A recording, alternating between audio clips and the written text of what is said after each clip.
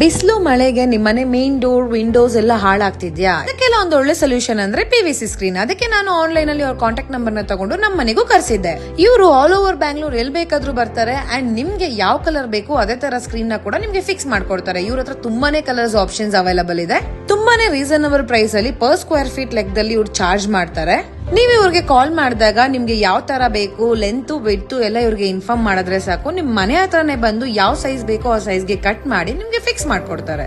ನೀವಿರೋ ಜಾಗಕ್ಕೆ ಇವರೇ ಬಂದು ಫಿಟ್ ಮಾಡೋದ್ರಿಂದ ನಿಮ್ ಮನೆ ಡೋರ್ಸ್, ವಿಂಡೋಸ್ ಮತ್ತೆ ಬಾಲ್ಕನೀಸ್ ಅಲ್ಲೆಲ್ಲ ಇದನ್ನ ಕ್ಲೀನ್ ಆಗಿ ನೀವು ಫಿಕ್ಸ್ ಮಾಡ್ಕೋಬಹುದು. ಅಂಡ್ ನಿಮ್ ಮನೆಗೆ ಯಾವ ರೀತಿಯಾದ ಕಲರ್ ಸೆಟ್ ಆಗುತ್ತೋ ಆ ಕಲರ್ಸ್ ಎಲ್ಲ ಇವ್ರ ಹತ್ರ ಇರುತ್ತೆ.